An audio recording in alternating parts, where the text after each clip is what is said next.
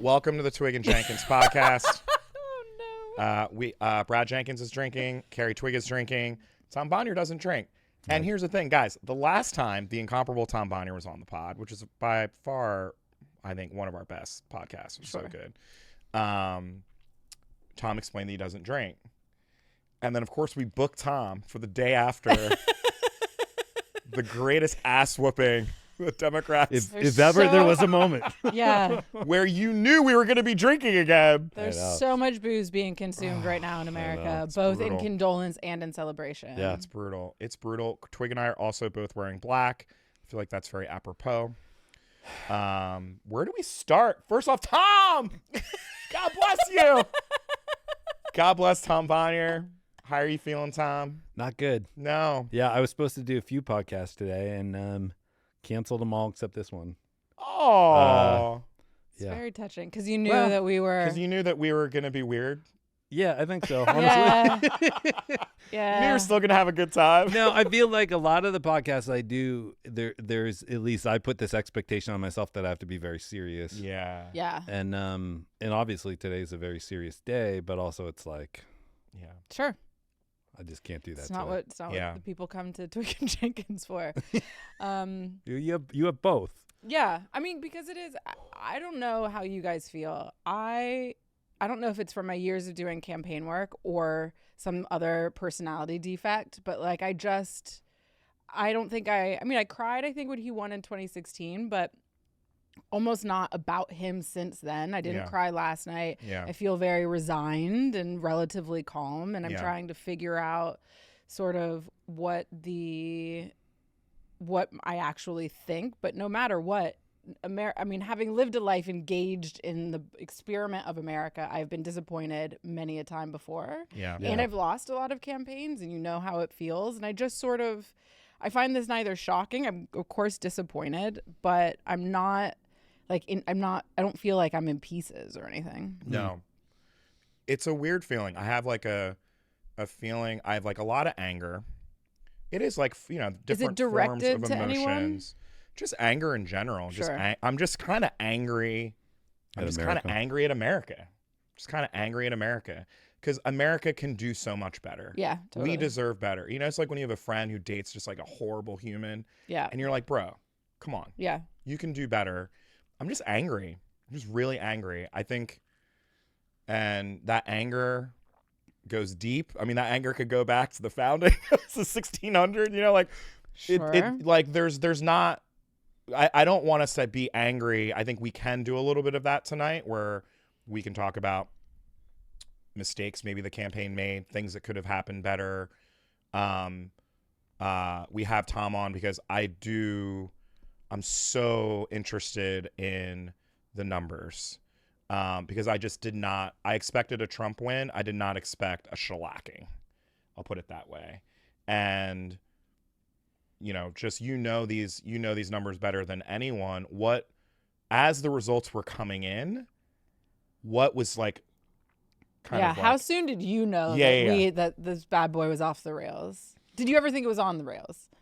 Truly, like, did you ever when results are coming in?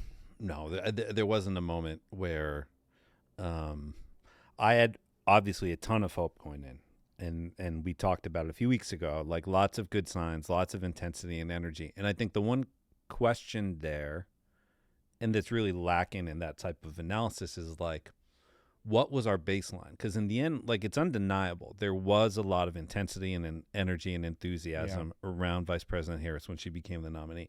And like, we did see it, right? Yeah, like in the end, we won't know the whole story, but when you look at the battleground states, actually turnout, and I've looked through at least North Carolina, Georgia, Pennsylvania, like turnout was higher than it was in 2020. And 2020 was really high. So I don't think we can look at it and say like, Democrats just stayed home and that's why. It's not that simple. I've seen some of those comparisons out there where people look at the number of votes that Biden got and then Harris got, and they're like, well, she got whatever. Yeah. That's not 12 million fewer votes. Yeah. Therefore, Democrats stayed home. Well, like, again, most of California is not in. There's a whole lot of things that'll take actually days and weeks. There were probably some turnout issues in some key places, just enough, right? These things happen in the margins.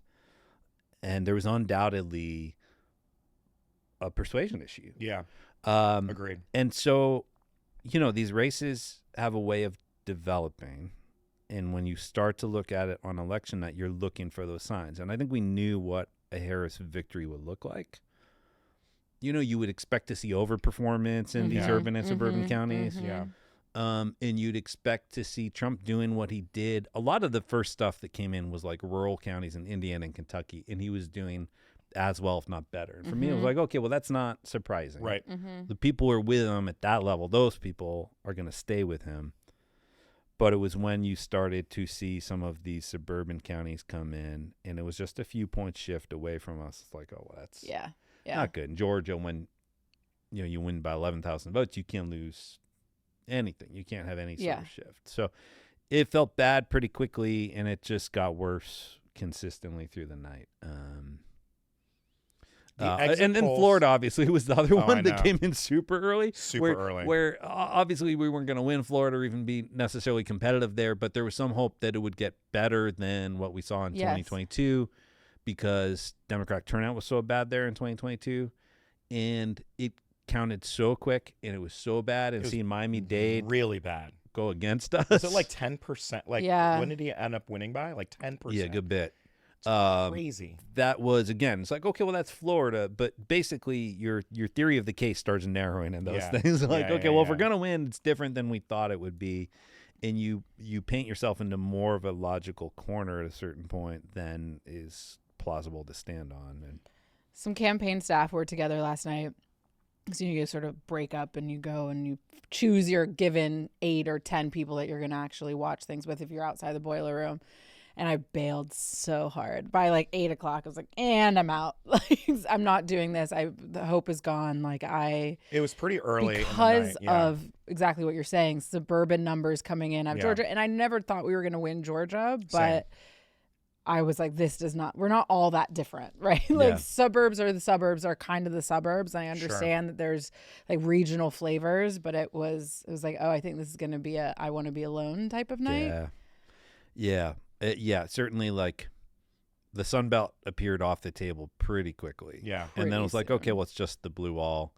And then Pennsylvania. And that damn New York Times needle, it's my least favorite thing. I hate it so much. But here's the number of screenshots you sent me of that damn needle. Oh, it was the only thing I was watching. Redder and redder. Oh. It was the only thing I'm watching, but I hated it. But I was happy, by the way, when I had heard the day before the election that there was a strike at New York Times among the tech guild, and that they said there will be no needle. And I was like, thank God, because I can't. What happens? Is this bringing scabs? Did they resolve? They did. They figured it out. Yeah, it was a scab needle. It was a scab needle? Fucking scab needle. Come on, guys. I can't live like this. Christ. Oh, no. I can't tolerate it. Okay, great. The night started before the results came in. So exit polls dropped at like 5 Eastern. And my wife and I were like, we're a little fired up for it, because in not just nationally, but in North Carolina, in Georgia, in a lot of states, democracy was the top issue. Mm-hmm. And in my head, I'm like, oh, okay. That's ours then. Okay. What, 35%? But then again, as the night unfolds and you start digging into it a little bit more, Republicans were saying democracy too. Yeah. So that was the thing. Like, Democrats, there was a lot of consternation. Tom, I'm sure you can offer thoughts on, like, everyone kept saying Democrats need to stop with the whole protect democracy thing. That's not a winning issue. And ironically, it was a winning issue. Yeah. It just was a winning issue for Republicans. Stop it. But like, can we talk about that though? Because this is what nightmare. This is what's curious to me, that I want to hear what y'all think about this, because there are two ways to think about that. In the end, like, there are undeniable truths now. There's still a lot that we don't know. And the exit polls, like, I don't look a lot at the exit polls right away, because it's just like any other poll. A lot of people are talking today about, like, all these shifts that they've seen from Latino men and young men and whatever. And that may be true. It adds up in a lot of ways. But exit polls are just like any other polls. Totally. And that they have to reweight them to what they know turn out to be. there was another exit poll that was going around early last night that said that Trump was at 49% with white voters, right? And I saw that. It was the only time I looked at something. I was like, oh, well, maybe we will. And that was before results started coming in. That was obviously wrong. But, I mean, there's some undeniable truths. In the end, potentially a majority of American voters, but certainly enough to win a landslide electoral college majority, were okay with Trump, right? And so, like, then I've seen both arguments. And one is, well, Democrats needed to engage more on the economy angle and win that argument. And then there's the other argument that's like, no, Democrats needed to engage more on the disqualifying Trump, on democracy. I felt like we gave that as much as we could, though. We tried. I mean, because it feels impenetrable. But didn't we do both? I mean, we tried to do both. I think we tried to do both. Do you think we did as well about the economy, focusing and centering the economy as we could have? Well, I guess I think about that in two ways. There's the campaign question, but there's also the future forward $750 million question. Where I don't know what they did, because that's less, you know, they're not speaking in debates or giving campaign speeches, so I don't know. But if you read all the stories about what they did, their theory of the case was they were going hard on econ, and they spent $750 million.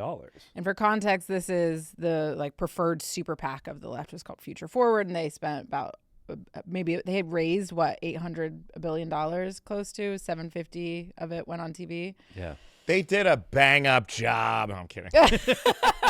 And I'm not saying they did a good job or a bad job, but I'm saying undeniably there was a ton of communication apparently on that issue. I haven't seen, where was this? I don't know. Let's just be real. Where did this money go? Well, we shouldn't have seen it, by the way. We shouldn't have seen their ads. So. Why? I mean, I was traveling all over the country. I was in Atlanta. Yeah. I was in. Okay, fair. I was in. But I was in terms Pennsylvania. of like targeted communication and digital, we shouldn't have been targeted. But yeah, TV, sure. Yeah. I want to see the receipts. I want to see the receipts. Like, where did that money go? Are we theorizing that they didn't actually third run ads? What third boat did someone buy with that money? Oh. And can you invite me? And yeah, I and love next boats. time maybe I need to flee the country. Twigg and Jenkins, and we can win, and we can also get a boat. No, I don't think, in my humble opinion, God bless the $750 million that was spent on this stuff. I didn't see it. I mean, I was out there. You know? We didn't I see. find What those we can arguments see is a little specious. We didn't see it in the numbers, at least, is what we can say. Yes. Is that Americans didn't feel like the economy was good. No.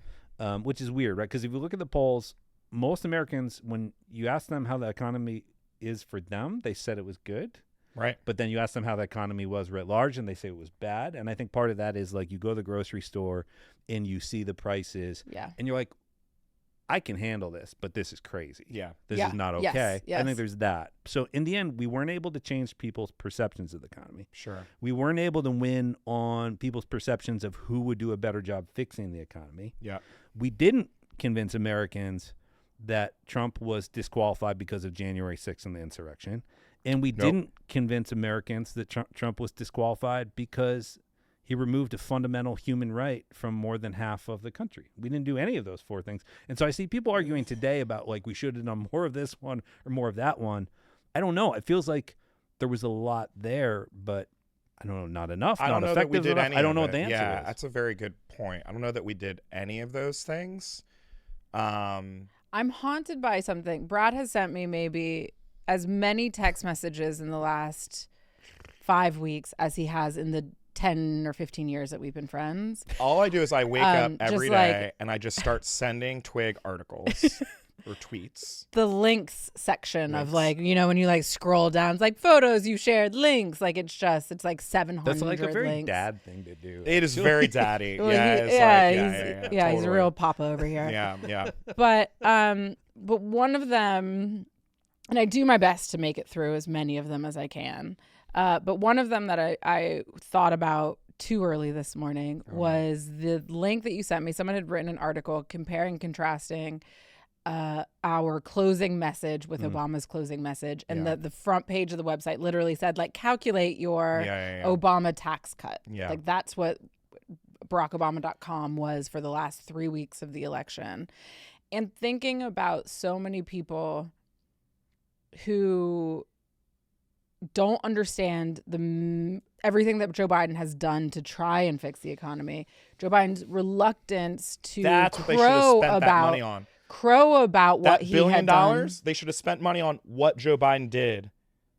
How much Joe Biden did for this economy. To try and make it better, to Yes. try and close the gap between the sentiment and the reality of the Yeah. economy. Because we've also known that was a problem. People have been talking about that for a year. Yeah, Political journalists have been saying for a year there is a massive disconnect between how people feel about the economy and what's actually happening in the economy because shit's too expensive.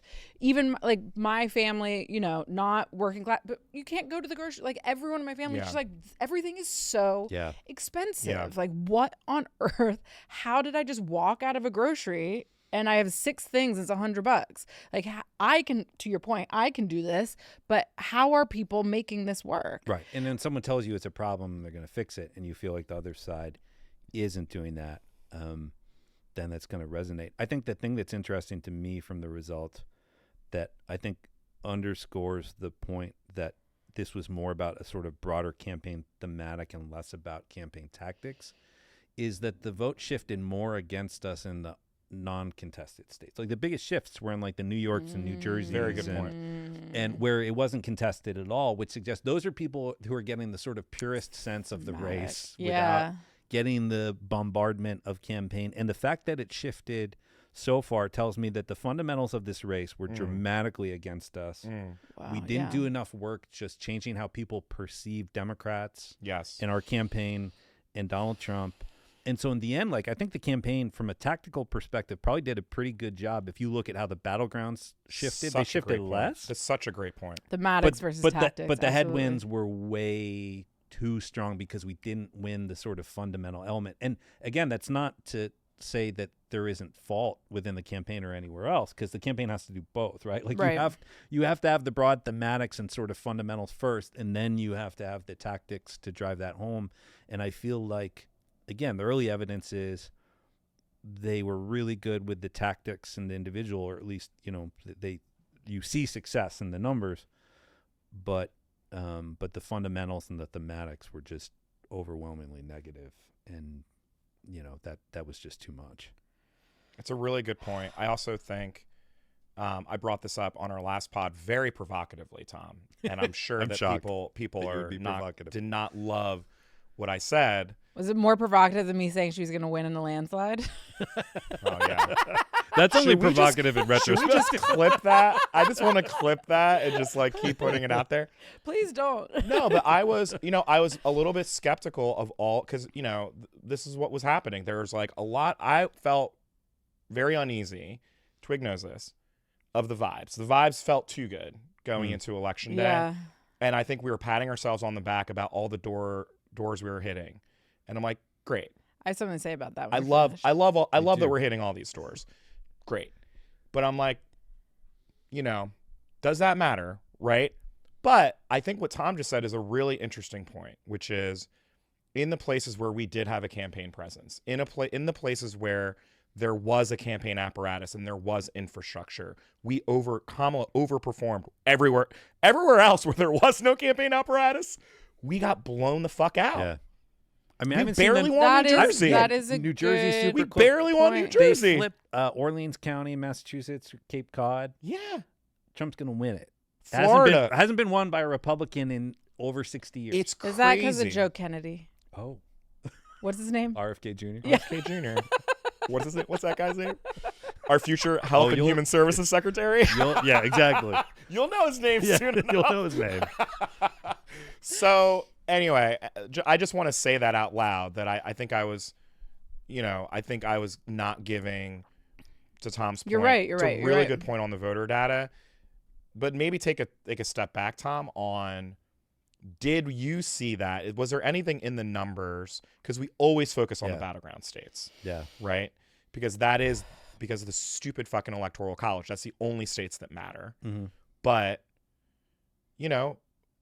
that's not the way real people work. You know what I mean? Like, like it's culture. You can't just be like, look, if you live in Mecklenburg County in North Carolina, we're really going to convince you to vote for Kamala Harris.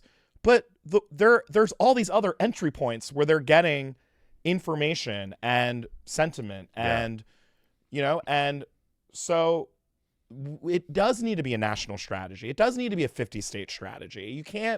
You can't just pretend like you can just like knock on all the doors in a specific state and win. Well, and yeah, I agree with all that. And then there's another thing that I think will be interesting to dig into, which is, and I think in general we've like become too micro-targeted and fallen a little bit too in love, which is weird for me to say, but with the data. You're like, that's a hot take. That is a controversial hot take. There we go. We need one per ep. So let's put that on Target Vote's homepage. All right, that was all AI. What you just said. Yeah, I think there's the element of that we become a little bit sort of fallen too in love with the, we can test everything. It's exactly this versus exactly that. There has been a popular theory in our space for a little bit now because of some poli-sci literature that said, well, most persuasion has like a shelf life. And so in the end, a lot of people said, well, then all your persuasion should be late. And just do your persuasion communication late. And again, I have no doubt you could have a poli-sci study that shows you that. Sure. But that's also a great example of how it sort of like forgets about the real world context of what could change. Going for more. Fine. Don't look at me. Everything is fine. Don't look at me. That should be the title of the podcast episode. Everything is fine. It's the dog with the fire. But the real world context is if you aren't focusing on the broader thematics and dynamics. And like, I think this race evolved in a very unique way, right? Like you had a president who was being president, who was the candidate, who wasn't focused on going out there and disqualifying Donald Trump. He was focused on being president, which is what he should have been doing. I'm not faulting him or the campaign. But I think, basically Donald Trump was able to sort of like, America has such a short memory. Yeah. That you see all the polls, people actually just sort of like, they were kind of generally, they looked back on his presidency and said it wasn't that bad. They weren't that troubled by January 6th anymore. They don't blame him for Dobbs. They believe him when he says that he wasn't going to pass a national abortion ban. And then, when you try just in the last few weeks of a campaign to change everyone's fundamental understanding of politics, that's the thing. It doesn't matter if you have $1 billion. No. Money, money doesn't buy elections. I think we saw that with Michael Bloomberg. It does not matter how much money you put into this. And the thing over what horizon of time? Because I actually think that to everything that you were just saying, I'm on I don't know, it's probably defunct now, but the like Build Back Together board. So remember they set up a C4 board for when the IRA. Not defunct. It's a defunct. You sure? I love that Twigg is breaking news. Just like it probably doesn't exist anymore. Sorry, everybody. But I mean, I assume you're winding down. I guess they're winding down. True. Go ahead. Anyway, so that was the infrastructure bill's name before it became the IRA, right? So then it sort of evolved. It raised a ton of cash. Sure. And I said from the beginning, I was like, you have got to go out and do a bunch of ads claiming credit for every orange cone, man in a reflective vest. Bro, this is what I was just saying. That's what we should have been doing. Pothole that's been fixed right now, because otherwise every congressman and everyone is going to be doing it. This was midterms 2 years. I mean, this is 2.5, 3 years ago. Right. And the feedback that I got from the staff there as well was that the feedback that they got from the staff in the White House, from JOD and from others, is that I don't even care. I mean, what's she going to do? Ban me from the inauguration? Oh.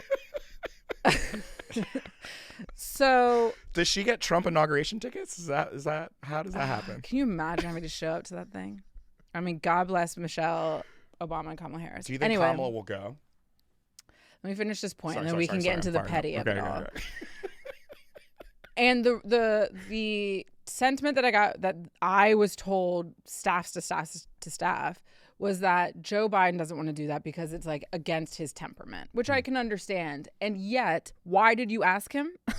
Yeah. Run the damn ad. Just do it. Like if we did not take credit for this massive transfer of wealth into every single state in the country, and if we had been messaging around that, if Joe Biden had, to your point, yes, he was busy governing, but he knew he wanted to run for re-election. So why was he also not enabling people to do that? Yeah.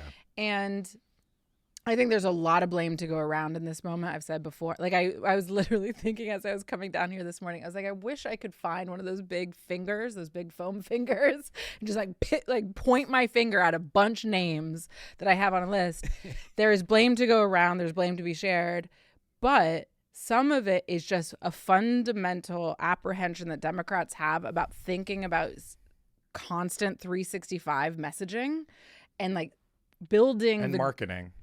building the actual conditions Yeah. under which people are then going to hear a candidate's persuasion, are Yeah. going to then hear a GOTV message. Like we have abandoned any responsibility for the broader context Yeah. in which people hear political messaging.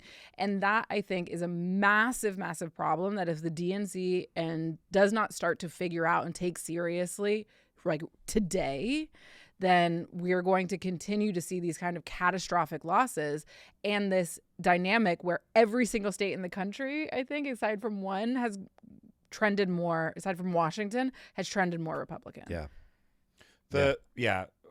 I mean, here's the thing, right? Trump, I think that the thing about Trump is he's so shameless and it's cringe, right? Because I mean, we can talk about Trump all day, but like the one thing he does all the time, it reminds me of like my dad. Where he's just like, you know what I did? I did that. Yeah. I did that thing. And then you're like, Dad, you didn't really do that. And that's the way Trump is. He takes credit for everything. Yeah. For Yeah. things that he has not even done. It's just like some random great thing happens. He's like, you know what? That was me. I did that thing. Yeah. You know what Democrats don't do? We don't take credit for fucking anything. Anything. But it's Joe Biden did it. Barack Obama did it. They're like, they trust the American people. Yeah, they're like, to American people are discern on their smart. own Yeah. in a total information vacuum. To Google, why did this bridge get built? Right. And I say this to people all the time. I'm like, people are like, oh, but don't people know? Don't people understand? I'm like, can you explain to me NASCAR? Like how scoring in NASCAR works? Mm-hmm. Is I there literally scoring? just did Is this. that a thing? Well, how do you win? Like I literally, or like It's what whoever's fastest, NASCAR? Twigg. Sure. Just whoever I think it's crosses just the whoever line. goes Yeah, around. but okay, like name 3 drivers. Like who's the best driver? I Who mean, are their teams? Nope. Right? Ricky Here's the Bobby. thing. Exactly. Dale Earnhart Jr. Jeff Gordon. Ricky Bobby. Shake and bake. Danica Patrick. Shake and bake, baby. Sacha Baron Cohen. But like most people pay as little attention to politics as people who are expecting the American people to be able to discern like policy and legislative nuance pay to NASCAR. Like it's just this fundamental divide that the algorithm has now is all in various places. You cannot rely on the fact that people will find information. No. Yeah. And it's not okay. We got to ask Tom. Here's the thing. Here's my feeling on this, right? Because, my wife, my kid, everyone was sad this morning. And I think the question that a lot of people are going to ask is like, how did this happen? Why do people vote for Donald Trump? Yeah. My parents vote for Donald Trump. My parents love Donald Trump. And so I know why people vote for Donald Trump. People vote for Donald Trump because they make them feel good about themselves. It has nothing to do with policy, really.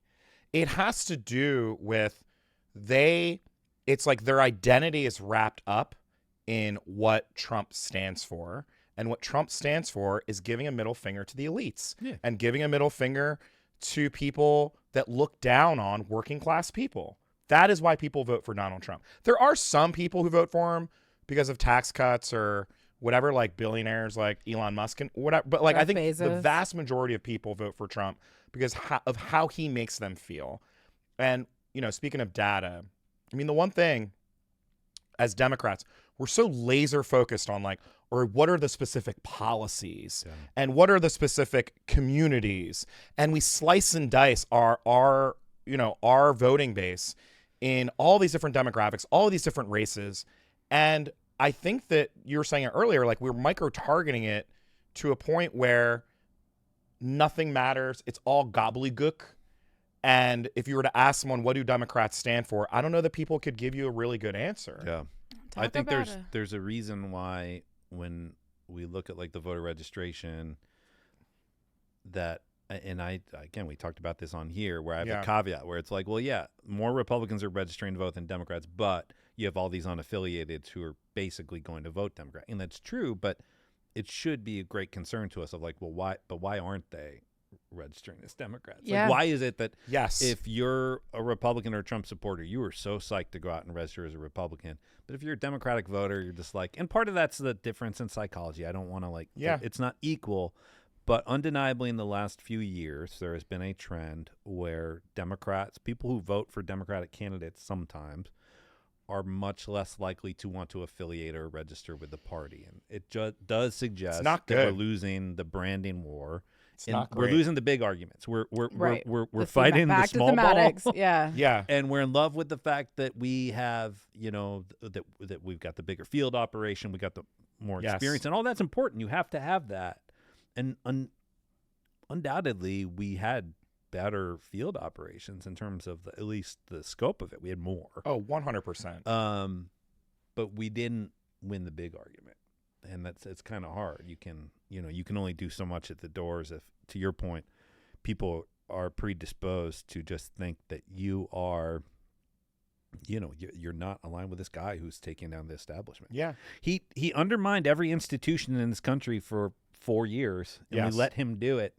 And then we step in and we're like, but now you have to protect the institutions, and people are, they're done with them. People are like, burn it down. Yeah. They're done. People with are it. like, burn it down. When He's Elon, avatar for anything that you're upset with. That's right. basically. And Right. he will Right, gladly right. do that. If you don't like something, I don't Absolutely. like it either. That's Yeah. right. And Good we're for in him. an environment right now where people want shit burned down. Yeah. White people, black people, Latino people. Like, I don't know how much those exit polls are for real, but there's not. I think you said something really right, which was, I don't know that there was a single candidate that could have beaten Donald Trump in that moment. Could Joe Biden have won? I mean, I think that's the. No, I personally don't think so. I know Tom was on the Biden train. I mean, well, also when you looked at those, that is the one time fact that she where when did I was not looking at those outperform numbers, him. it's like, oh man, why we could have just had Joey Blue Eyes up there, like, just we just like ride out that debate. I don't know if it's true, but that graphic is making its way around the country of someone asking John King, like, show me where she, Jake Tapper asking John King, show me where she outperformed Biden. He's like, there's literally Oh, that's nowhere. not true. Yeah. Okay. I mean, that really happened, but basically he hit the wrong button, and then he hit Oh, is that another right? button. Yeah. Oh, amazing. Was that user error? Debunked. Yeah. Debunked. Magic wall. Yeah. Fail. But she didn't outperform in many places. There are very few places, but it wasn't nowhere. Yeah. Yeah, it's hard. This was not really fair, but someone released a poll a few days ago where they actually tested Biden in the head-to-head, and they showed him losing by like 8 points nationally. Okay. Now, that's such a counterfactual. It's like, would you want to vote for the guy who was forced out of the campaign because of this debate performance? Of course he's going to, there's no way we Just can no way say to whether know. or not Yeah. he would have won or not. I mean, to the extent that you believe misogyny and racism played an important role in this race, which it obviously did, there's that argument for Joe Biden. Carrie Twigg saw it firsthand. I mean, I do think Joey Blue Eyes is really good with white people like Joe. I think white people like white people. Yeah, that's what I mean. I mean, Right. He was white. That's what I'm saying, bro. He's a white guy. I think that everyone likes men. And I think that white people will take a flyer on black men, but I think it's really tricky to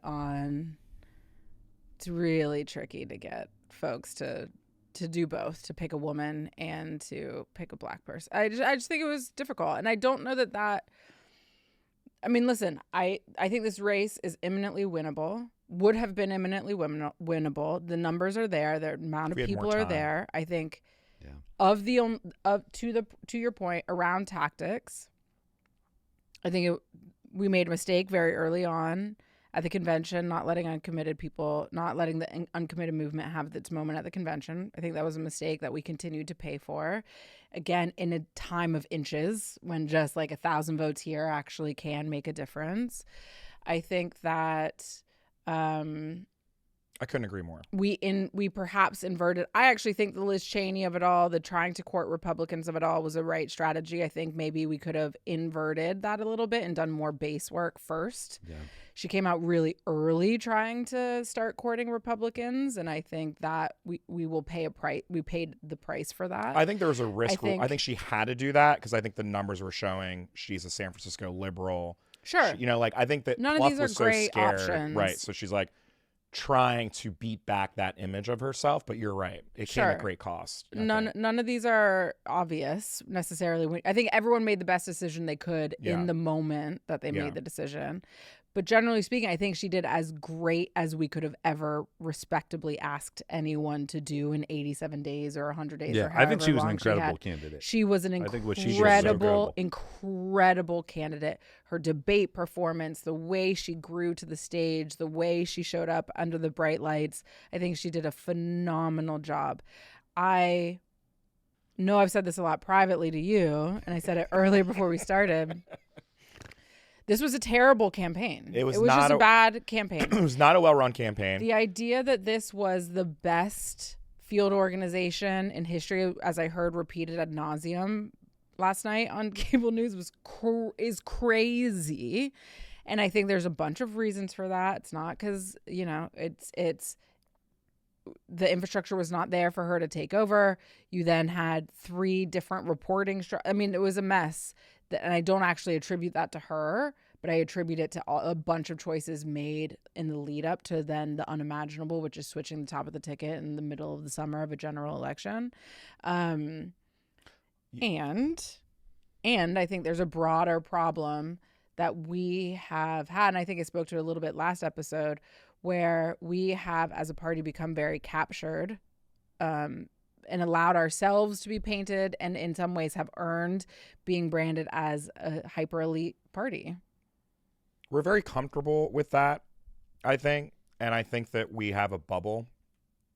I think that I'm reminded, what is that quote? It was like I can't remember. Shout out Larry Sabato, my UVA professor. But there's a quote when Nixon won, it was like, I don't know a single person who voted for Nixon, right? Oh, homegirl. Yeah. This idea that we're just talking to ourselves all of the time. And I'll bring a great anecdote. Like, I think it was a week ago or 2 weeks ago, I was out, Boyle and I were at this rally, and there's a ED of some group, and we went out and we were talking through some of the data points. We know that this is going to be a split between non-college educated and college educated.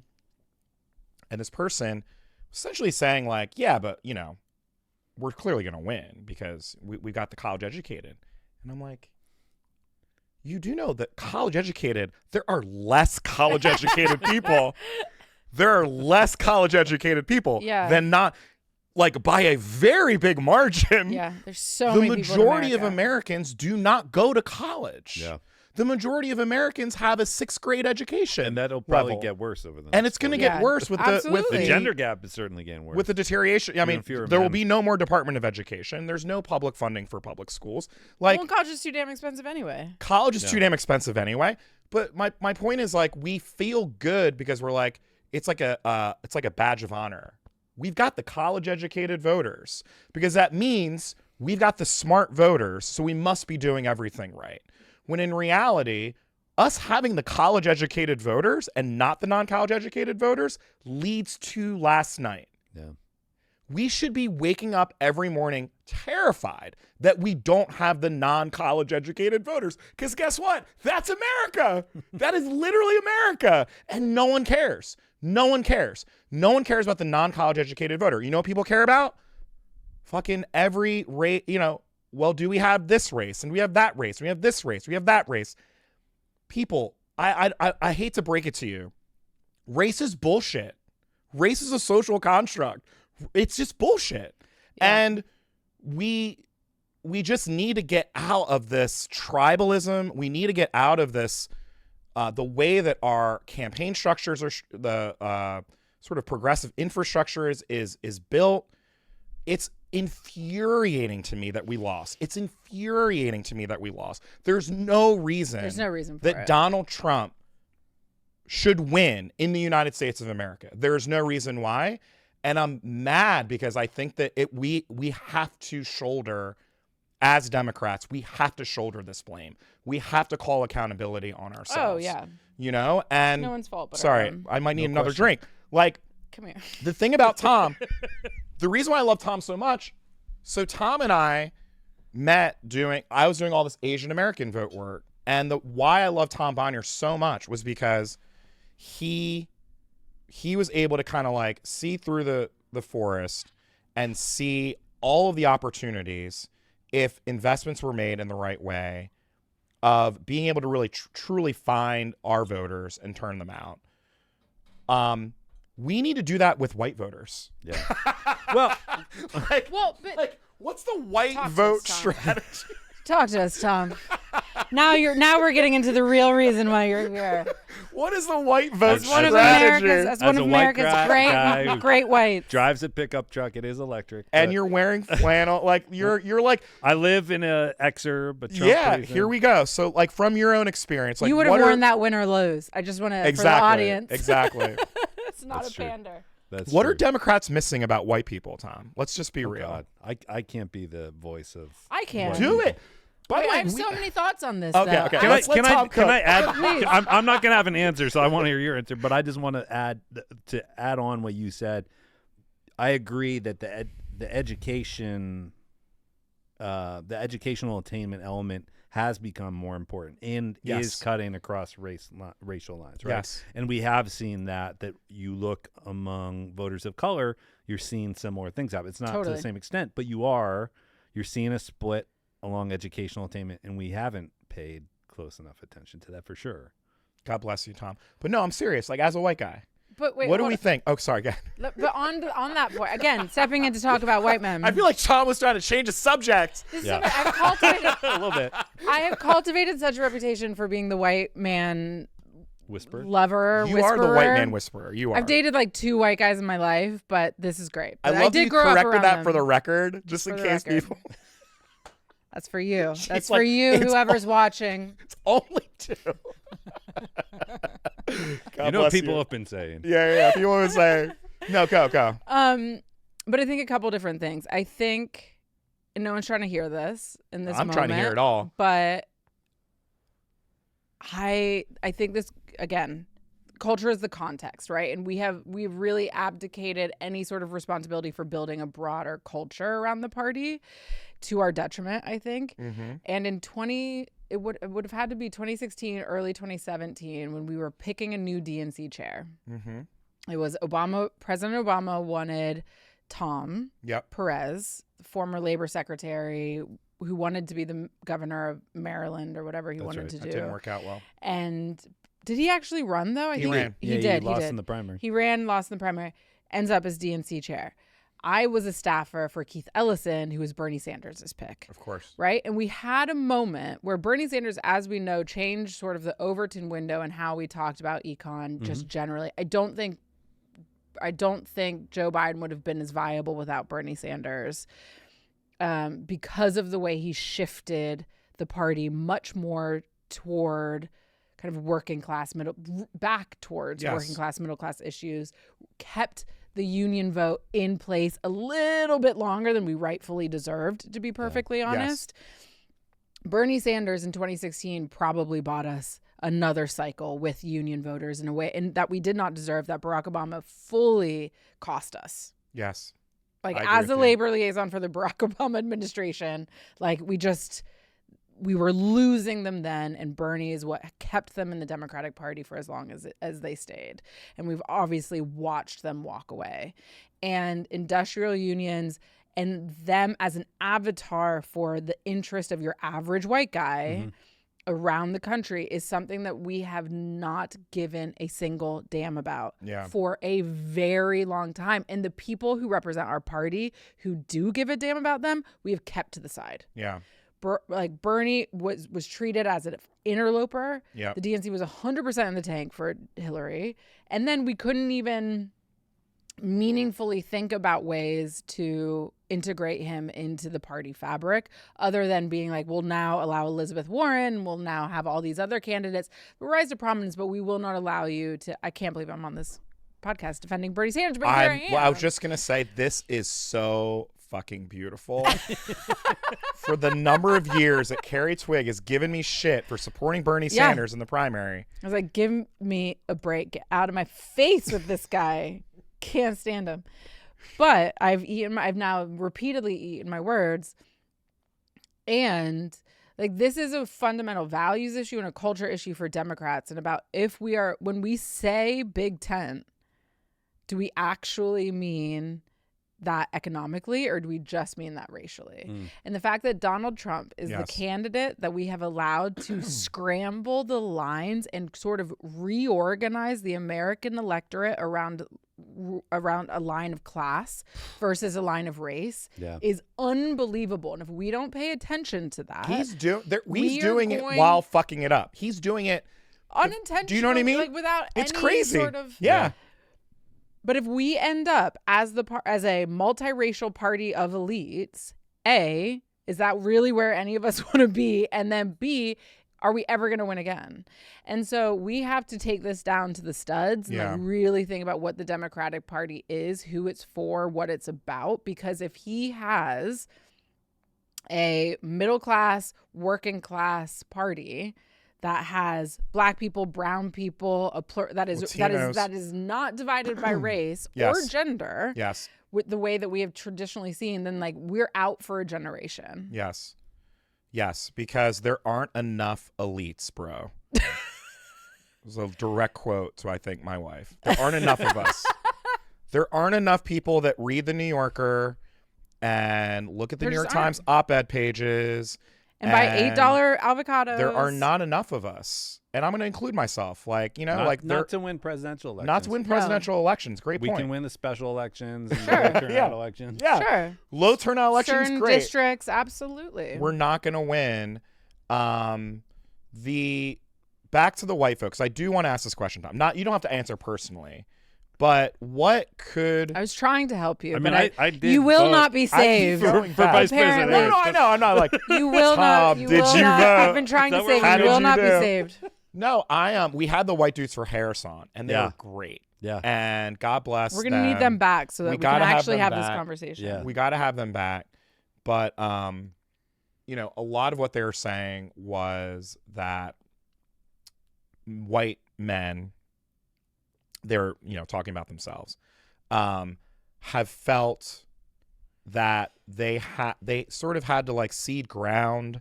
They felt that they needed to allow other voices to enter the fray. It was very interesting. It was very like personal, you know, and at the same time, what I was trying to what I kept trying to get at was like, but we need to win. You know, like that's this idea of, I struggle with this a lot. Like, this is the thing let him talk. What do you mean? Yeah, no, go, Tom. Sorry. Because what if they're just wrong? Because I'm pretty sure they are. Like, I've been hearing this a lot, anecdotally, but also in bigger picture, and that, again, they're right about this, and that white men generally feel aggrieved now. They do, sure. Right? But there are white men and people around white men who think they are unjustly aggrieved, that they're under attack, that they are being marginalized, that they hear about white privilege and they feel like they don't have it because insert whatever, right? Because everything's not rosy for them. And in the end, like, they're just wrong, right? Like, no one has it. No one has as good as but no one has it as good as straight white men in this country. Yeah. It's true. Yeah. And so the problem is, if Donald Trump comes along and he is telling them everything they want to hear, that white men, it's unfair what's happening to you. Yes. The people are taking your opportunities and they're giving it to people who don't deserve it. Yes. And you're actually the ones who are being cheated. They like that. It's appealing, who doesn't? Right? That's appealing. So the question is, you can't win on that argument because they're wrong. That's not true. And so the challenge is for us as a party is, how do we break through that to something else, you know, without engaging on that level, because I don't think you can win that argument if someone is just telling them, a group that is generally pretty detached, especially young white men, right? Yeah. And they exist in a media bubble that we will not be able to break into, right? They're going to watch Joe Rogan for 3 hours a week on YouTube. More than that. I mean, not just Rogan, but like think Yes. about all the other people. Yeah. Yes. Yeah. Like 8 hours a week. You know, like they're watching all those podcasts. Oh, it's insane. The amount to which that like young white men especially, but young men in general, are consuming that content, especially on YouTube. Like that's a media bubble that we can dip our toes into. People are saying that the vice president should have gone on with Joe Rogan, and like, and I don't know I think that she 100% should have gone on Rogan. Go ahead. I think she should have 100. I'll do it to the barrel of the camera. Straight I think down the she barrel, should have babe. 100% should have gone on Joe Rogan. Do you know why? 45 million people watched Trump's 3-hour incoherent weaving rant. Well, and also she's so good. And she's so good. She's so good. And so she's good. That could have been the breakthrough moment for her campaign. It could have. Yeah. I'm not lying. Like, again, this is all anecdotal, but numerous people from my hometown were like, why didn't she do Rogan? Yeah. Well, maybe Like, that's people were it, upset, right? Maybe you know? that's the answer, is that we just need to contest more, that we can't go, and again, we're not going to be able to convince them, that their grievances, that they're wrong about their grievances, but we can show up more. We can show up. I think we have to offer an alternative, which we haven't. I think the Democratic message around the alternative when it comes to what the future looks like is the great like browning of America. Is we're all going to fucking meld into this thing and everyone's going to look the same and be the same and intermarry and everyone's gay, blah, blah, blah, blah, blah. It's like this amorphous future. Everyone's gay. Everyone's getting abortions. Everyone's gay. Everyone's abortions. Everyone's like moderately brown. Everyone's getting trans surgery. Getting prettier because biracial people are pretty. Like, it's just like this absurd reality that doesn't mean anything, right? Right. And I've earned my reputation as being the white guy advocate on this podcast. You've earned it. Because I think if we try to allow some people their identity but not allow white people their identity, then it's not fair, right? That if you want to be proud to be black, if you want to have black girl magic, we cannot then like demonize someone for being like, I love being a white dude. Like, so you should. It is fine to be Irish or German or whatever the fuck, or like American, generic, whatever it is, right? It's a great point. And I have zero interest in white men apologizing to me for their existence. And yet that seems to be as something that like, that has become a cultural toll that we have asked them to pay. Yeah. And it's deeply counterproductive to everything we are trying to offer. And we're never going to be able to compete with the Joe Rogans unless we offer a cogent alternative of what it is. And this is why I thought Joe Biden would win.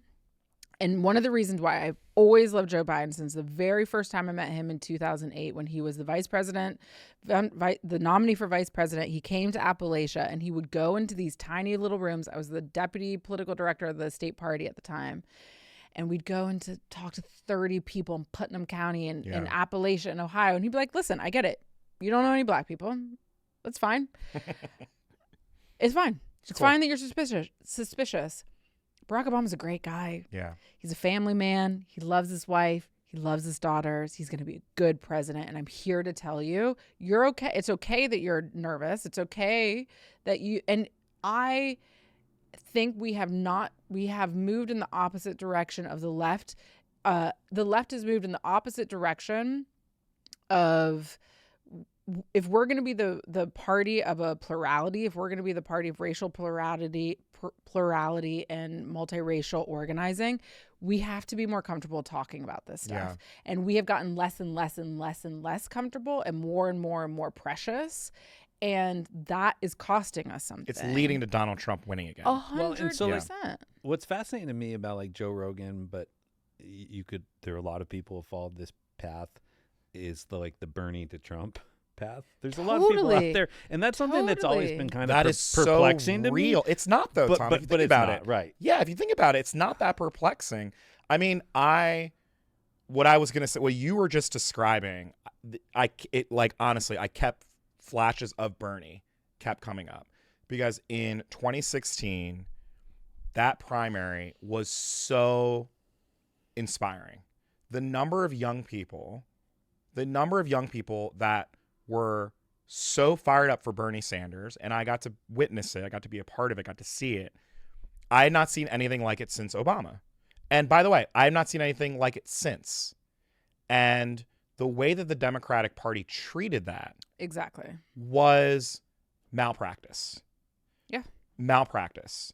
Bernie Sanders was defining a vision for the Democratic Party that was focused on everything that we're just describing, was focused on working class people, focused on issues of like, how do we actually make this fair for everyone?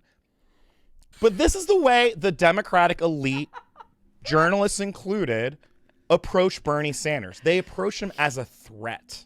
They approached him as a threat to the system, to the way Hillary should win. So there should not be competition. And when in reality, that was our best bet at that moment.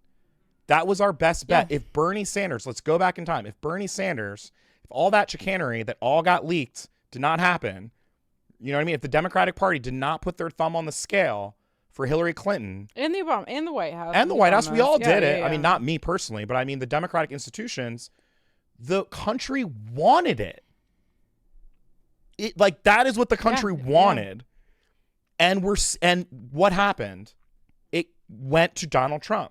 Yeah. Like, that feeling of populism was there then. This is not new. No, you're right. You know what I mean? Like, this is not like, this didn't just come out of thin air.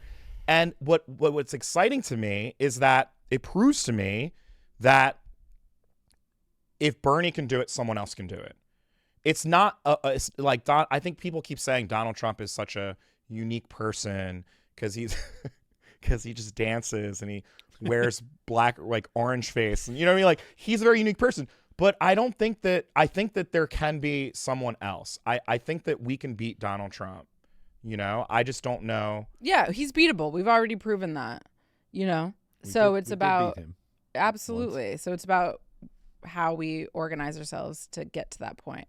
So, Tom, if you had a magic wand, speaking of, and you're probably not going to answer this question. It's probably an off-camera question to ask you. But magic wand, like, what do we do now? I mean, like, take the Democratic Party down to the studs and rebuild it. What do you think needs to happen? Yeah, it's hard because, you know, we're going to find ourselves in moments of desperation pretty quickly here, I think, with Republicans having a decent majority in the Senate now, you know, 6 or 8. Sherrod Brown losing. Tough. It's awful. We don't know about the House. It looks better for Republicans right now. So they could have, you know, they won't have a big margin, but a trifecta. And so it's like we have to do something that we've never been good at, which is kind of do the big picture and long-term thing, but also deal with the fact that the House is going to be burning down around us, and we have to be ready for that moment. And I don't know how we do it. I mean, it means having the right leaders in place, and I don't even know who those are. Yeah. I mean, there are lots of rock stars in the party. I think that's the great thing is we've had a lot of younger leadership emerge. You know, both in Congress and in state Democratic parties and elsewhere, mayors and governors. Who are people you think people should keep an eye out on? Out for? Great question. That's tough. I don't want to answer that. Okay, fine. Because I'm going to leave some people out. Because then you'll leave people out. Yeah. I mean, I would say, sadly, Sherrod Brown went down, and Sherrod was one of those folks, too. Yeah, Sherrod's great. But I even mean the next generation. Yeah. I'm bummed about Sherrod. As an Ohioan, he was our last bastion. Yeah. Like, I think Tim Ryan should have been able to beat J.D. Vance a few cycles ago. He didn't get the support that he needed. Yeah. But that was probably that was a winnable race. On the sort of broad communications front, I think Mayor Pete is still our best. I think he's just very good at, and he's a white guy, which helps. But he's just very good at, like, attacking. Democratic Party, white guys only. White guys only. Hashtag white guys only. White guys only till 2032. Hashtag white guys only. But I think that we need. Yeah, I agree. I think we need to shake it up. Is the moral I think of the it's story. been shaken up in the end, right? Like, but look, we're gonna elect a new chair. I have to assume Jamie's not going to be chair. Yeah, I don't think he'll want to do it. I mean, God, you know. Yeah. So, and by the way, I think he's done a great job. But me too. You know, in terms of the party building, But as we know, when you're a chair with a Democrat in the White House, you're calling all the shots. Totally. But what he's done to build up state Democratic parties, I think, is pretty awesome. So yeah, there'll be a new chair.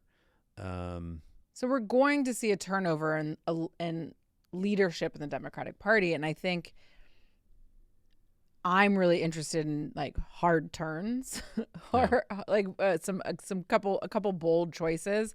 Like I have ideas about who I would want to see as ED. I have people I'd want to see as chair. I mean, I think we need to get very serious about really thinking about who can capture attention, who are good storytellers, as well as people who understand infrastructure. Like I would love to see like a Jasmine Crockett be a chair, right? Yeah. Someone who gets can command attention, understands like that, how this all works, and promote the brand. Who becomes the face that 100%. people associate with a party where they're like, okay, that's something that I agree with and I want to be a part of. It's a really good idea. But that's gonna be the case up and down sort of the party power structure, as well as thinking about states, right? As well as thinking about and already like gearing up for the midterms, gearing up for. Is there going to be like do you think there's going to be like a women's march situation? It's already planned. The women's march is already planned, and I'm so curious how that's going to all play out for like the day after inauguration. I just can't imagine there'll be anything like. Do you think people will come? No, I mean, yeah. 8 years ago, I was there, right? Like, yeah, we're all there. And it was such a different moment because, I'm just thinking of the bookends today where, like, 8 years ago, my daughters were 10 and 7, and they went to bed 8 years and a couple days ago believing because we told them that they're going to wake up in the morning to the first woman president. Yeah. And then it doesn't happen. And it's, like, shocking and awful. And so all you can tell them is, like, well, look, you're going to be on a different path, and like where people are gonna need help, and we're gonna do things. And so to have that opportunity not immediately, but at the inauguration a couple months later, was cathartic because that was your first opportunity to send the message that what we did wasn't okay, that it was a mistake, and that we're not going to let this happen.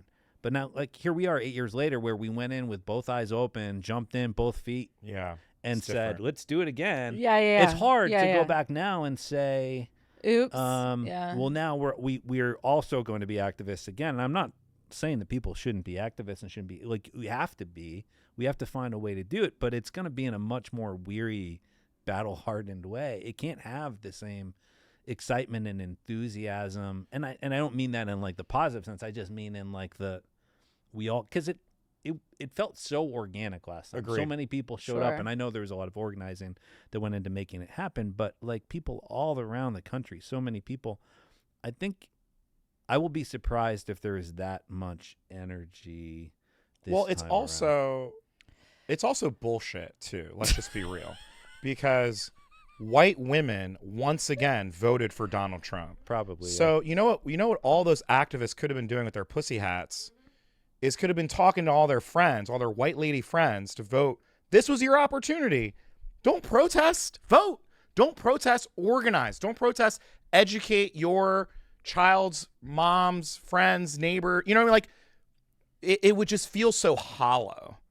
I know they're going to try to do it, but I'm kind of like, yo, y'all had another shot at this and you didn't do it. White women, once again, unless Tom tells me, I mean, again, these exit polls maybe are not correct, but from the ones I saw, the degree to which he is winning, I can't imagine a scenario in which he did not win white women. Great shift, I mean, my guess is that we did better with them than last time, but we're talking a few points. We're still not talking about anything overwhelming. But at the same time, we also have to say, like, this is how autocracies take hold, is this weariness. True. So it's hard. So, like, I'm not, True. I am open to. That's a good point. 2 months from now, like, just saying we gotta forget the past and we just have to go as hard as we can. We gotta do an everyone march. Not to sound like Jesse Jackson. Jesse Jackson had the whole Rainbow Coalition. Push Coalition, that whole baby. Rainbow Coalition. And, like, my dad was a huge Rainbow Coalition fan. So we can get him back. We get my dad Get him back. back. We get my dad back. No, I think that there needs to be a focus. This is my pitch. You gonna lead it? After my I don't know how many drinks I've had today. This is gonna be a great podcast. I'm curious how much of what I said we're gonna edit in the final edit. It's gonna be a lot. But anyway, I don't think so. we should But go I'm kinda drunk. let's just go full on rainbow coalition, full on multiracial, every gender. We got to get out of our silos. Like Trump won because white supremacy works when he turns us all against each other. And it's really easy to do that when we're already doing it. We're already all against each other. We're already trying to raise money against each other. We already are trying to like create power centers and proximity to power in all of our little individualized groups. We're all trying to win campaigns in all these individualized groups. We don't have time for that shit anymore. We just got to go all in together. Groups need to like merge. This is the other big thing. Carson, God bless John Carson. When we worked at the White House, Carson would always say, he's like, Brad, how do we get all of these groups to just like merge? Because there'd be like 6 groups that all have $1.5 million budgets, that all have offices on K Street, 3 staff members, that all do the same thing. I know. And he's like, how do we just get all of them to just say like, you know what? Let's turn this $1.5 million into $10 million. Let's all work on the same things together and let's go fucking win. That is impossible to do when the way that the Democratic Party works is on race, in my humble opinion. So let's go Rainbow Coalition. Tom could be the executive director because you need a white guy at top. Listen, I feel like that's a mistake. honestly, No, I don't know, perfect. man. I don't know. it's perfect. We need a data guy at the top. Twigg can be the president because you can go out and raise the money. And then I will be the Donald Vibes. Trump. Yeah. I will be the provocateur, just dancing on stage, saying wild shit. No, we just got to try. I don't know. I'm so sad because there's so many people who work so hard. I'm thinking of all my friends in government. I know. I'm thinking of all my friends who've worked on the campaign. And now I'm thinking of the fact that, not to get dark, we've got a trifecta. We've got the ability for Trump with the Senate the way Have it's we confirmed looking the House? No, No. it might be a week. Yeah. because of all the California. Yeah. But I think, like everyone, the needle, you hate the needle, but the needle says that they're going to take the House. Yeah. My worry is More Trump likely is than not. going to confirm every fucking nominee he wants. Oh, yeah. Just think about that. Think about what this cabinet is going to look like. And we're going to be so demoralized that, I don't know. I feel like now's the time for us, to your point, reckoning with the Democratic Party, reckoning with their progressive infrastructure.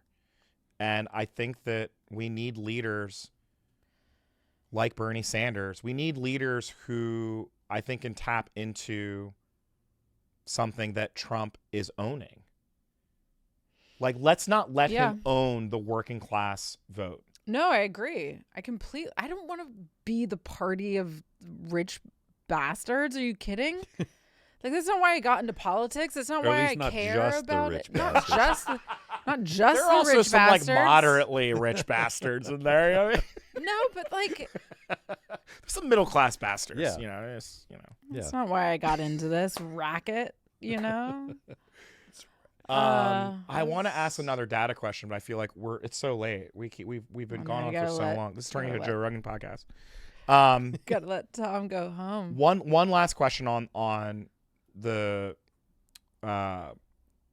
as you're thinking about I don't know, like what the autopsy of this election, what is the thing that you feel like we could have done more that we didn't do? Right? I know Latino men, because again, this is the thing, like we don't know with the exit polls, but that was the one that really, I mean, the Latino men number is crazy. Yeah. Shout out to Paula Ramos. She who called wrote this. a book about this. She Who's called been it. trying to get people to pay attention to this Yeah. for a very long time. Yeah. I mean, I guess that's the underlying common theme of everything we've discussed. And I don't know. I don't have insider visibility into how the campaign spent their money, who they targeted or anything like that. I don't know. I can't say that they didn't target Latino men. Good point. But what we can say is that the deficiencies that we were generally aware of, because the trends weren't good with Latino voters in general going into this election, just seem to have continued unabated. And, you know, I think the other thing that's a cause for concern for me is our failure to effectively, when I think of Dobbs and abortion rights and the landscape in 2022 and how it was uneven, right? It seemed very effective in some states and not at all in others. And I think there was an expectation that we would see that needle tip more towards it's going to be more of an issue in every state. And it appears at this point it just wasn't. It wasn't, which was so alarming. Well, that scares me because I don't want people to draw the conclusion that like, oh, well, we shouldn't be talking about it or whatever. In my mind, we didn't win that argument effectively enough, where Trump and Republicans basically effectively said, we're not going to do anything about it. Yeah. The states will take care of it. Don't worry about it. There's a path there. You all can decide what you want to do. That was such an effective argument. They had a really great never answer for it. It was a really good answer for it. And when you're watching J.D. Vance say it too, I know. it seems totally reasonable. You're like, so oh yeah, reasonable. That was his best. It's funny because if the two debates, the presidential debate and then the vice presidential, I thought Vice President Harris's answer on abortion rights was her best moment of that debate and so powerful, and Trump didn't know how to deal with it. And then with the time to prepare, J.D. Vance came back, and that was his best answer. He was really good. Absolutely. He nailed that. It was his best contribution, other than fucking couches and wearing eyeliner. That was his best contribution to the campaign, I think. Right? Like, no, it was. It was the answer around like we have more to do to earn your trust. Yeah. I have a friend, blah blah blah. Like we all have a black friend. It was good. It was a good answer. No, I think I think it was I spectacular. think it helped sort of nullify the issue and set it aside, and voters are like, okay, no, abortion, that's something that we'll vote on ballot initiatives for or state legislative races, but it's not really a factor here. And it looks like it wasn't a factor. The people bought that we as Democrats haven't successfully connected our vote in federal races and other races to the future of abortion rights. And that's like a huge failing. It's a really big huge problem. failing. And so many people do, I mean, Florida illustrates this from last night. So many people do not understand the mechanisms of how state law actually works, right, of how ballot initiatives actually work. I've gotten so many text messages from women who are like, but it won in Florida. Right. And it's just like, baby, right. You had to clear a 57% 60% threshold. Yeah. And they're like, you can win by 2 million votes and lose. And it was like, A, electoral college. B, yes. Never mind the states like that don't even have ballot initiatives. This whole construct that has gone unchallenged is a result of not just Democrats or Republicans, but like the country itself does not understand civics. Yeah. We do not understand how this country actually works. I talked about my NASCAR example earlier, but like people have no idea that there's like 500,000 elected officials in the United States. Like people have no understanding of the scale and complexity and nuance of our process and of our government. And it is to our detriment. And if we don't take that seriously and get that tighter and together, like people understand the government through like Veep and Parks and Rec, and I'm not kidding. That. I mean, You're that's all. Last if question, they Tom. even do. Even that last question, because we're holding you hostage. You got to get to like, you got to two drunk people. Yeah, two drunk people. Two drunk brown people holding you got to coach soccer. I'm sure tonight. Actually, it's softball. Softball. Come on, he's told us. I know. I've had a few drinks. Sorry. Okay. It is 2 p.m. We're gonna end on hopefully. Well, it might be a downer of a note, but the youth vote. We started on the youth vote. Right, the whole day. It's just quite frankly. The youth vote. Peter Hamby had a really good piece in Puck. I've been raising this alarm about the youth vote. Twigg knows, because of the Trump strategy, right? Of going like, let's just talk about what happened when he won in West Palm Beach. On stage with him was Dana White. Yeah. And what does Dana do? He gets the microphone and he starts name checking all of the podcasts that Donald Trump went on. Yeah. And like at the time, again, people did not take it seriously. He name checked Aiden Ross. He name checked Logan Paul. All these people Yeah. Because that was Dana's strategy. Yep. Dana's strategy was like, here's what we're going to do. Yeah. And the other thing I'll say, fuck Meta and fuck Instagram, because the way that they change their settings, which is to say, if you don't follow someone and there's political content in the algorithm, you don't see it. Yep. So the only way to get into streams, into the algorithm, is you've got to go on people. You gotta be on it. You've got to go on people who have massive followings. Yeah. So what do? They go on the most popular podcasts that reach white men. And from the exit polls, Trump won young people in Michigan. Yeah. He won outright, not just men and women in Michigan. He won young men in the NBC News exit poll by huge margins. Huge margins. So, I said this was going to be a hopeful note. This is a sad note. Like, what do we do? Like, what can we do, number one, with the youth vote? From the data, like, did you expect this from the data that you saw? No, I didn't. I mean, there were some polls that showed Trump doing better, but then there were these larger surveys from like Harvard IOP that suggested that it wasn't even a real thing, that Harris was winning by 30 points with younger voters. And in the end, like the exit polls, I think that's probably inflating his support. Like, I don't believe that he won younger voters in Michigan, but undoubtedly he did a lot better. And that's a problem. I think these media, these information bubbles, like, I don't think we've quite figured that out the way that he and his people have. Yeah. And again, I think we sort of counted on like abortion rights and his extremism to be like it for us. And in the end, like college affordability, housing affordability, looking at the jobs that are available to younger people, like all of that just drove them to him. So when these numbers were coming in, it was so funny because again, oh my God, I'm on a burner here. When I was watching the coverage and these MSNBC, CNN people are like, well, we got to wait for these university numbers to come in. I'm like, no, we don't. Like, they're going to be just as bad as all of these other numbers. Like, we couldn't count on the youth vote this cycle the way that we've counted on youth vote cycles in the past. And from what I've seen, the youth vote number was high. Yeah. Like, a lot of young people voted. It was very effective. As like Joe Rogan, these guys were very, very effective. Yeah. Yeah. Yep. It's really sad, guys, that we let, and we thought that Kill Tony was going to be the end all be all. That MSG shit, we were like, oh, we got it. Got it. Yeah. Yep. I'll be interested if Elon's last minute night before. Do we have any numbers on early vote versus day of?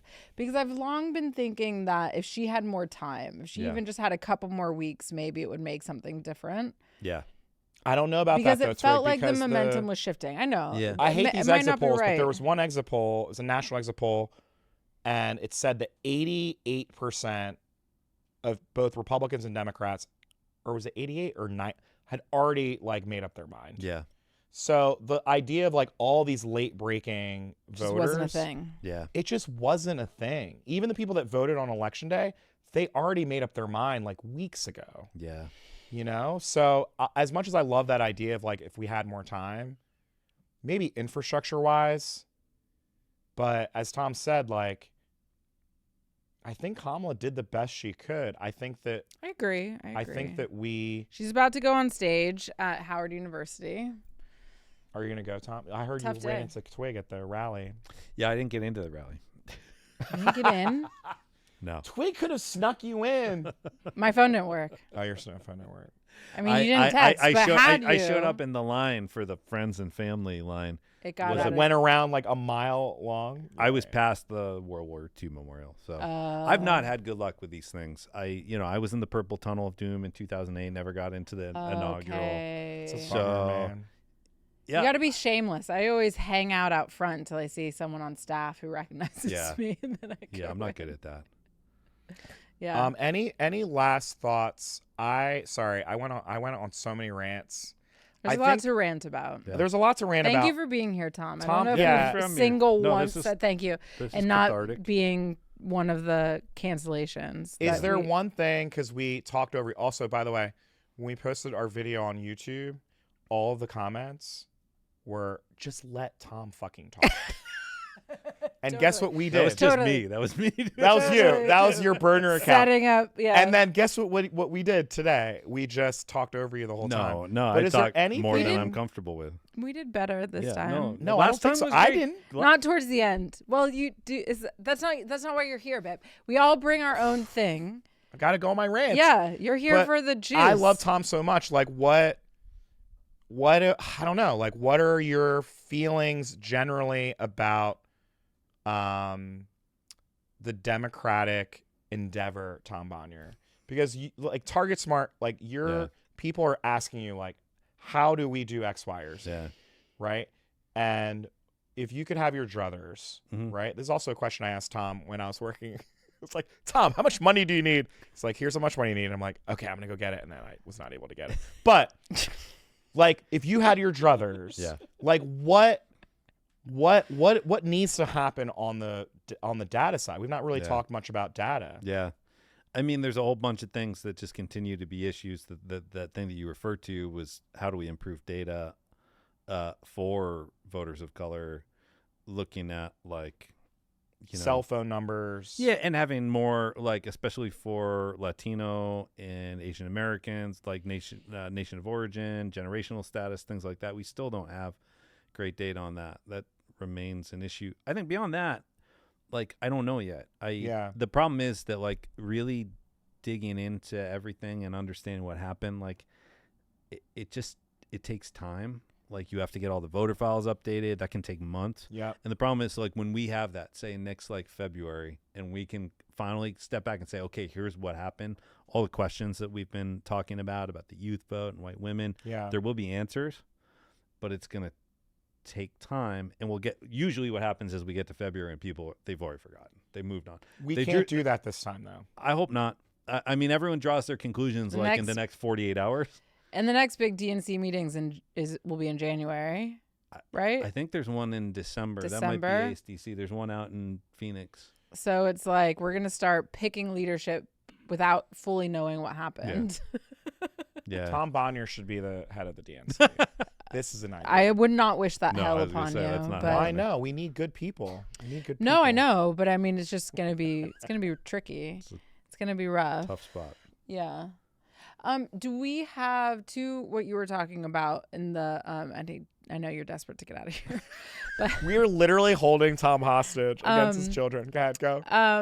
You and I should also keep going. okay. Let's make this a 5-hour podcast. Sure. So Tom can bounce and we just keep going. Sure. Okay. So is one of the data sets that you have or that you're applying media consumption?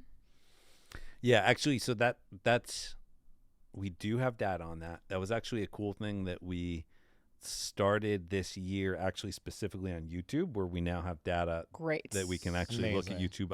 No one really used it. We will Cool. use it. That's a problem. Let's go. But yeah, we do have data on that, which is super cool. So you can match the voter file and basically see, like, what are they watching? Yes. And where can we get them? So we do have it. So we'll be able to do some cool post-election analysis That's All right. on great. it to kind of, which I think, CC we'll me find on that yeah. report. Here's I what the will. report's going to say, Tom. It's going to say, there was this little podcast called Twigg and Jenkins.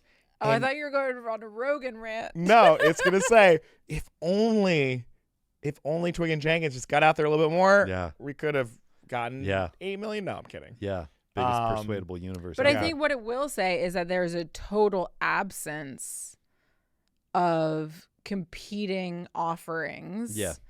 that Oh, the right yeah. has. Like Oh. yes, Twigg and Jenkins and 5 other things Good point. Good point. that like they have offered their audience a menu of options. yeah. So if you want something that's a little bit more comedy, if you want something that's a little bit more this or a little bit more that, if you like, there's so many places you can go and hear relatively the same thing, but in Yeah. the style that you want. Yeah. And we do not have that same option. Yeah, no, that's true. I mean, that's always been the case, going back to like the days of like conservative talk radio and True. Rush Limbaugh, Totally. right? Like True. they've been very effective at creating their own networks, their own echo chambers, and then shaping people's perception of reality. Yes. And then it's all there for them when they need it in the campaign. And we don't have that to go to. So we have like those sort of like little bits and pieces here and there. And the vice president appeared on some of them. But they're not ours. Like, Call Her Daddy is Right. not like Well, the brilliant thing too is like they do it. Conservative talk radio is a good comp for the old school, but now Barstool Sports. Yeah. It's one of the most. It is the most popular sports platform. And it's not just sports. So. And it's not just sports. Yeah. And Dave Portnoy fucking loves Donald Trump. Mm-hmm. And so they inject Trumpism in everything that they do. Yeah, it becomes a cultural association. And it's which a is, cultural association. And Yeah. so that's the thing that we are lacking, which is we don't even have, there's a whole right-wing manosphere stuff that everyone keeps referring to. So it's like the Jordan Peterson, Joe Rogan. And also you include like Steven Crowder, Ben Shapiro. Yeah. All of those, Charlie Kirk, like all of those awful humans. Fuck you guys. You guys Yeah. are awful. But then you have everyone that's kind of like adjacent to, Yeah. Yeah. you know what I mean? That are still, and we don't have that because No. on our side, any respectable podcast network would never touch politics. Yeah. We would never touch politics. And so because Trump ends up becoming, I was thinking about this, why that's the case. And I think it's because Trump is like punk. I think it's because like, Yeah, we talked about this really early on. I think it's somehow because, they've like- captured the counter culture. Yeah. yes, it's counterculture. So for Barstool, Joe Rogan said that the other Yeah. day. Oh, is that right? He Did said, he really? He said something almost to that exact effect, that like they are the ones who are counterculture. Basically, that it's MAGA. That's it. It's amazing. It's anti-establishment. crazy. Yeah. It's crazy. That is like, they will write about this in like textbooks. Totally. The fact that they turned fascism into punk, like, yeah. and they did it, and it just naturally happened. And it naturally happened because of obviously race and gender. But we have to, yeah, you bring up a good point, Tom, which is like, we can't like recreate this on our side, but we have to identify opportunities. We can create an alternative. I stand Yeah. behind Oh, that. yeah. We can Yeah, yeah, absolutely yeah. create a cultural alternative to what they are offering. Yeah. So people can have a cultural association with Yes, what we yeah. believe in. Yeah. There's no Totally. reason that can't happen. There's no reason why we can't talk about like, we gotta let Tom go. let's go. No, I'm not letting him go. There's no reason why we can't talk about like celebrity pop culture and then also Tom's breakdown. I agree. There's no reason why we can't have both of those things. You can do both. All right. Wednesday. November. What day is it? Wednesday. November Today's 6th. November 6th. Thank We you did for it. being We here, lost. Tom. No, Thank you it's great so to be much. here. We love Tom. We Love love it all. America despite America perhaps not loving us. despite America not loving us so much. But we will be, I guess, Twig, we're gonna keep doing these I mean, I podcasts. guess. You have to. I don't want to talk about Trump this much, but all right. Ugh. He's I our don't- I mean, here's he's the the thing. president. He's the president elect. We were like, what are we going to talk about if she wins? Like, we're blah, blah, blah, blah, blah, blah, blah. Yeah. And I literally said, I was like, I don't know if I want to keep doing this I because think we were if like, he we're gonna- wins, I don't want to talk about him that much. Yeah. Like, We were like, we're want... gonna wrap up the pod. We were like, we're gonna do the pod. She's gonna win. We're gonna wrap it up. It'd be great. But now, I don't know, man. To be discussed. Okay, great. We love Tom Bonier. We're gonna let him get back to softball Tom. practice. We Thank love you so Tom. much. Thanks, y'all.